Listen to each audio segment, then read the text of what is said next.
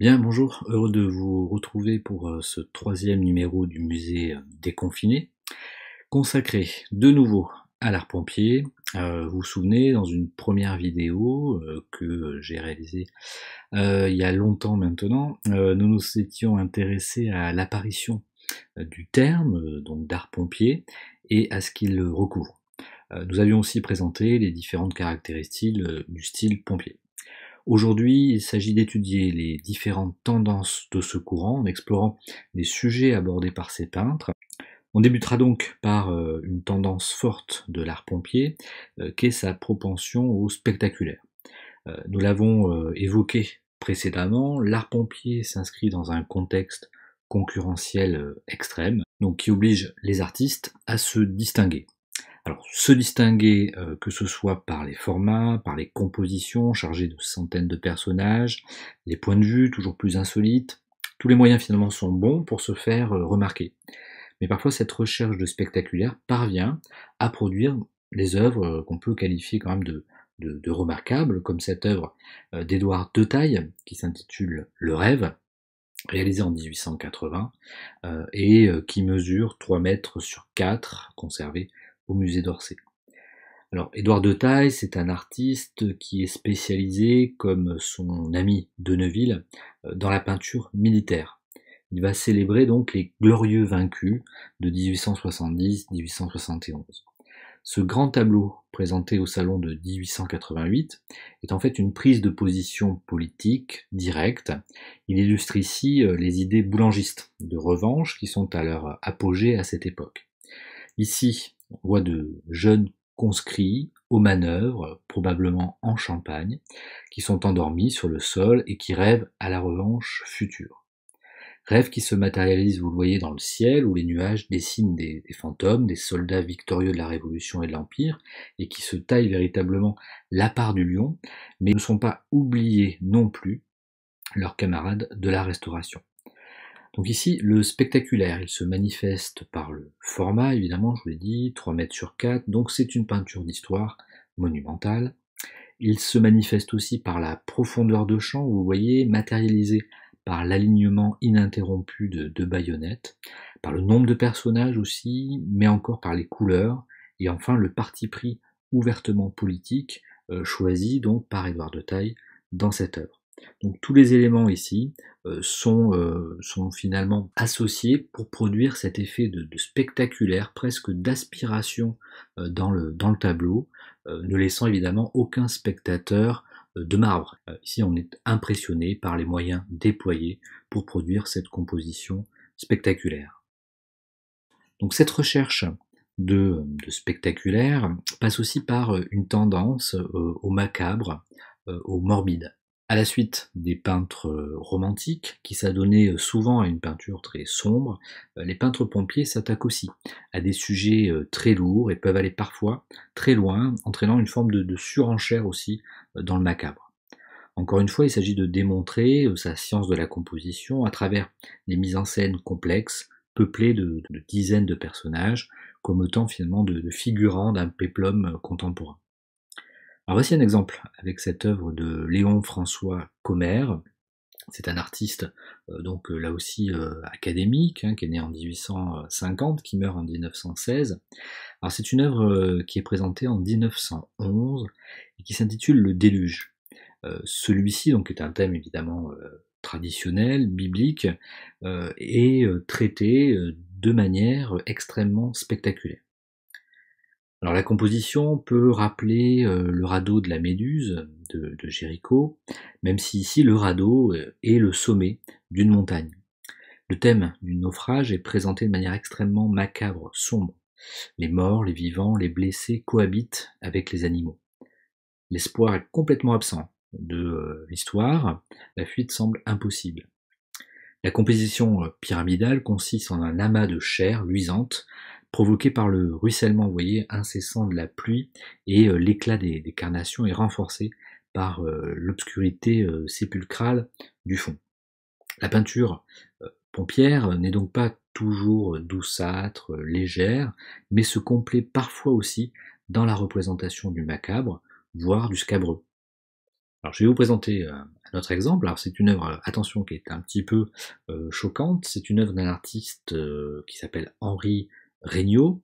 Il est né à Paris en 1842 et il meurt en 1871. C'est un élève de Cabanel. Il obtient le Grand Prix de Rome en 1866 et va séjourner en Espagne où il a pu admirer Velázquez à la fin de sa vie. Il va également séjourner à Grenade. Alors l'architecture mauresque le fascine, dont notamment l'architecture de l'Alhambra, et on la retrouve ici dans cette œuvre intitulée Exécution sommaire sous les rois morts de Grenade.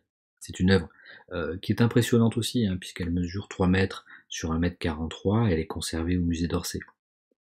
Il l'a réalisée donc dans son atelier à Tanger et elle fut accrochée au musée du Luxembourg.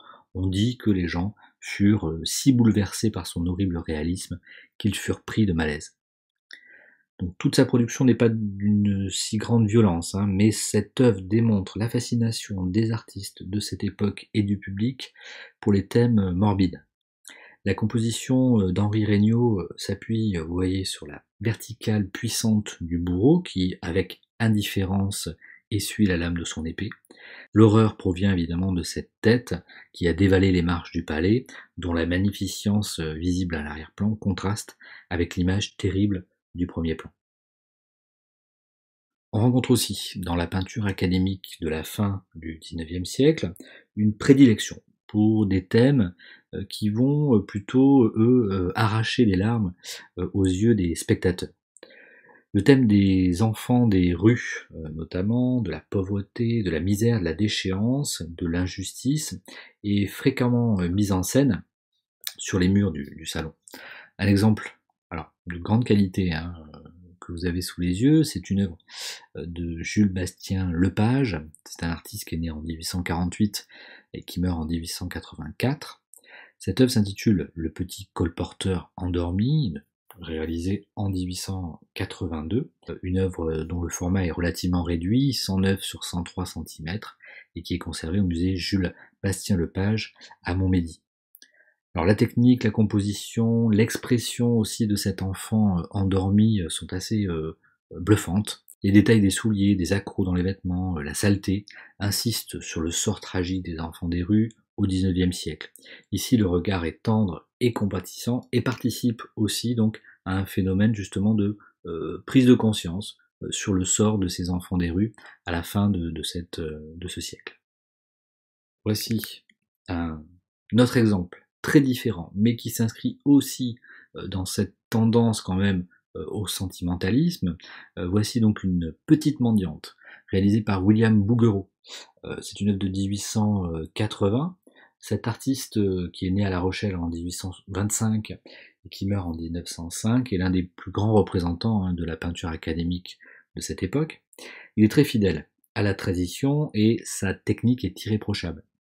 Ici, il va insister, vous le voyez, sur le regard très profond qui se plante dans celui du spectateur. On est tenté comme ça de mettre sa main à la poche. C'est une mendiante beaucoup plus propre, entre guillemets, que le modèle de Bastien Lepage. Les traces de la misère sont peu visibles. Finalement, seule l'absence des chaussures et le geste implorant indiquent la position sociale du modèle. On est quand même ici dans une représentation largement idéalisée. Lorsqu'on se penche sur la production de l'art-pompier, on se rend très vite compte que l'érotisme occupe une place extrêmement importante. Alors cet érotisme, il est toujours justifié par un sujet mythologique ou orientaliste. C'est le cas, par exemple, pour cette œuvre de Louis-Émile Adam, qui s'intitule L'amour de la nymphe. On est vers 1900 là ici, pour le moment de la création de l'œuvre. C'est un peintre qui expose à partir de 1863, c'est un élève d'Alexandre Cabanel. Vous voyez, la composition va s'appuyer sur la diagonale du corps parfait et dénudé de cette nymphe alanguie. Le style photo-idéaliste, on en a parlé la dernière fois, combine donc le modèle classique et le réalisme photographique. Le modelé est particulièrement bien rendu, il y a une vraie densité de ce corps, mais cette densité est celle du marbre et non véritablement celle de la chair. On est bien loin ici évidemment d'un Gustave Courbet, on est dans l'application finalement des préceptes académiques dans le rendu du corps. L'Orient aussi est largement évoqué, là aussi à la suite des romantiques. Les artistes académiques vont mettre en scène des beautés exotiques entre guillemets, dans des contextes parfois même saphiques. C'est le cas dans cette œuvre de Jean-Léon Gérôme, ce grand artiste académique qui en 1889 réalise cette œuvre intitulée Femme au bain. Les éléments du décor sont réellement le fruit de ses voyages en Turquie et en Égypte, dont il a réalisé des études et des photographies aussi. Ces documents, il les combine, les réassemble comme des collages, sans réel souci de vérité, pour proposer finalement des décors somptueux, un cadre enchanteur, où évoluent des créatures d'une beauté finalement toute occidentale. On le voit, la blancheur des peaux liliales, marmoréenne, montre bien que l'orientalisme n'est qu'un prétexte finalement à l'expression de lignes sensuelles pour répondre simplement au fantasme masculin contemporain et non véritablement pour produire une image réelle de l'Orient. Alors cet érotisme, il peut aller parfois jusqu'à l'écœurement. C'est ce que l'on peut presque ressentir dans cette accumulation de corps féminins chez un artiste que l'on a déjà rencontré, qui est William Bouguereau, qui en 1902 produit cette œuvre intitulée Les Oréades. Alors les Oréades, dans la mythologie, donc ce sont des nymphes des montagnes et des grottes. La plus connue est Écho. Eh bien ces nymphes donc sont réputées sortir comme ça en troupe joyeuse pour lancer le cerf, poursuivre le sanglier et percer de leurs flèches les oiseaux de proie. Donc c'est au signal de Diane en fait qu'elles accourent pour prendre part à ces exercices et lui former donc un cortège spectaculaire. Alors ce qui est impressionnant ici, c'est évidemment la diversité des attitudes, la variété des positions, la composition très dynamique qui va profiter de ce mouvement ascensionnel, la luminosité aussi crépusculaire finalement assez subtile, et la description du paysage démontre aussi que Bouguereau peut s'avérer grand paysagiste. Et puis au premier plan, nous avons trois satyres qui assistent donc à ce spectacle savoureux et qui jouent finalement les intermédiaires entre le spectateur et la cohorte de nymphes. Alors, en ce qui concerne le nu masculin, on est dans une autre logique. En effet, le corps masculin est sans doute donc l'exercice le plus travaillé à l'école des beaux-arts. En général, donc, les études de nu sont souvent assez réalistes. C'est le cas, par exemple, pour cette étude d'un artiste qui s'appelle Jean-Eugène Bulan. Il s'agit donc, à travers de ces études, de démontrer son savoir-faire, évidemment, sa maîtrise aussi donc de la lumière, en tout cas ses incidences sur le corps, de prouver aussi ses connaissances en matière d'anatomie, de proportion. Et vous le voyez ici, le rendu est quasiment photographique. Donc ici, on a un nu particulièrement réaliste, fourni donc par Jean-Eugène Bulan. Alors ce qui est peut-être un peu étonnant, en tout cas pour nous regardeurs contemporains, c'est que lorsque ces nus sont affichés sur les murs du salon, eh bien on assiste effectivement à la production de nus beaucoup plus sages. Le nu masculin donc est un sujet, mais le réalisme en fait va s'effacer au profit d'une puissante idéalisation. Alors en guise d'exemple, je vous montre ici l'œuvre célèbre d'Alexandre Cabanel, L'Ange déchu, donc qui représente ici Lucifer, qui se retrouve donc chassé du paradis. On le voit donc ici, il présente un corps magnifique, c'est une beauté sombre, menaçante. Le personnage est ici évidemment blessé dans son orgueil. L'érotisme de ce corps parfait est accentué, vous le voyez, par des courbes sensuelles, les ailes, le dos, qui participent donc à cette sensualité. Comme vous le voyez, le corps de Lucifer ici est un corps parfait. Il est idéalisé, suivant des modèles classiques, inspirés donc de l'art antique ou de l'art de la Renaissance. Même si son apparence est réaliste, il s'agit en fait de l'agencement de différents corps qui forment ce corps, donc ce corps idéal. L'érotisme est présent, mais vous voyez que c'est un érotisme pondéré par rapport évidemment à celui qui va être transmis par le corps de la femme dans les représentations. Dans l'art pompier, il y a aussi toute une partie de la production que l'on a du mal véritablement à prendre au sérieux. En abordant certains sujets au premier degré, notamment mythologiques, les artistes pompiers ont produit des œuvres qui prêtent à sourire. Et le style empoulé de certaines représentations confine parfois au ridicule. Alors c'est peut-être le cas, hein, justement, dans cette œuvre de Georges Rochegrosse qui s'intitule Le Chevalier aux fleurs. L'artiste s'inspire ici d'un opéra de Wagner et représente le moment où le héros, le chaste héros, Parsifal, à la recherche du Graal, croise la route de femmes fleurs qui sont venues le pervertir. Alors porté par sa foi, il restera sourd à ses avances et poursuivra donc sa quête. Alors si la vision de Wagner était plutôt sombre, Rochegrosse, lui, en donne une interprétation édulcorée qui intègre des éléments modernes, hein, notamment il y a des éléments qui se rapprochent du symbolisme à travers le thème, mais aussi qui se rapprochent de l'impressionnisme dans le traitement du paysage. En revanche, l'attitude des personnages, donc celle du prince charmant, étincelant, indifférent aux tentations, et puis celle aussi des nymphes en pamoison qui posent comme ça de manière ridicule, tout ça rend quand même la scène assez ridicule, malgré l'extraordinaire travail effectué dans ce tableau, qui fait quand même près de 4 mètres de long. Un autre exemple d'une œuvre qui prête peut-être un peu à sourire, c'est cette œuvre de William Bouguereau, encore lui, qui s'intitule Flore et Zéphyr, qui date de 1875. Donc Flore, hein, dans la mythologie, c'est la nymphe des îles Fortunées. Zéphyr donc va tomber amoureux, il va la ravir, il va en faire son épouse en conservant sa jeunesse intacte. Alors, la vision de Bouguereau est ici particulièrement mièvre, hein, il faut bien le dire. Le détail des ailes de papillon, notamment, frise quand même un peu le ridicule. Tout concourt à offrir une image idéale, sensuelle et d'une grande douceur. Le choix du tondo, hein, donc c'est la forme circulaire du tableau, participe à cet effet, tout comme les arcs formés par les corps des jeunes gens, dont la position, quand même peu naturelle, exprime l'élan de l'amour.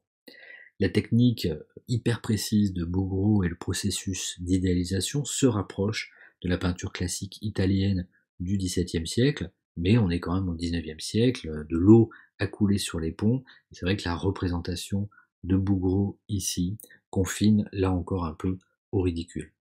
Alors ce jugement peut paraître pour certains sévère, et il s'agit bien sûr d'une question de goût, mais il n'en reste pas moins que certains tableaux pompiers paraissent difficiles à sauver, tant les choix esthétiques sont éloignés de la sensibilité contemporaine. Ils traduisent également l'écart abyssal qui les sépare des évolutions de l'art à leur époque. Mais si des tableaux pompiers prêtent à sourire, d'autres révèlent une forme d'humour qui cette fois est volontaire. L'humour, la légèreté sont présents dans cette peinture qui parfois confine aussi à la vacuité. Donc le public est à la recherche de ce type de représentation qui vont allier donc cette technique magistrale des peintres académiques à des sujets moins profonds, moins lourds, qui vont s'inscrire plutôt dans la tradition des scènes de genre. Le succès de ce type de représentation démontre aussi un changement de mentalité chez les amateurs d'art du XIXe siècle. La haute bourgeoisie et l'aristocratie se voient concurrencées par une nouvelle bourgeoisie, issue de la révolution industrielle, qui finalement se désintéresse des grandes machines historiques au profit de tableaux plus modestes par les dimensions, mais aussi plus modestes par le sujet. Le rôle du titre est souvent primordial et il vient éclairer de manière souvent drôlatique des scènes donc anodines. Alors, Juste deux exemples avec donc cette œuvre de Jean-Georges Vibert, qui est un artiste qui est né en 1840 et qui meurt en 1902. L'œuvre s'intitule La sauce merveilleuse. Il met en scène des épisodes souvent truculents de la vie ecclésiastique au moment où la société française est secouée de forts sentiments anticléricaux. Ici, la scène est amusante puisqu'elle montre un cardinal en habit donnant une leçon de cuisine à son chef. Fier de lui, le ventre en avant, il attend avec impatience les remarques de son cuisinier qui goûte cette fameuse sauce. Les attitudes, les expressions sont très naturelles et s'éloignent aussi des représentations traditionnelles des hommes d'église qui, loin d'être des saints en puissance, démontrent une humanité finalement toute prosaïque. Voici un autre exemple, donc intitulé la diète, et cette fois donc on a affaire à un malheureux cardinal souffrant de la goutte et mis à la diète et qui voit s'éloigner des mets délicieux emportés par des valets au second plan. Le rendu exceptionnel de ces scénettes a fait le succès de cet artiste aux États-Unis notamment, où il est peut-être plus connu qu'en France. Faut-il sauver l'art pompier? C'était la question posée au début de cette capsule. À vous d'en juger, bien sûr, mais nous avons vu au cours de ce panorama que ces artistes possédaient d'indéniables qualités de dessinateurs, de coloristes, voire de metteurs en scène, ou même encore de documentaristes. Certes, ils semblent avoir raté le train de la modernité et se sont faits des continuateurs zélés d'un art traditionnel. Mais au milieu de centaines d'œuvres mineures résident quelques pépites, des œuvres remarquables qui feront l'objet d'une autre vidéo. Je vous remercie pour votre attention. Cette vidéo était assez longue. Bravo à ceux qui sont allés jusqu'au bout et je vous dis à bientôt.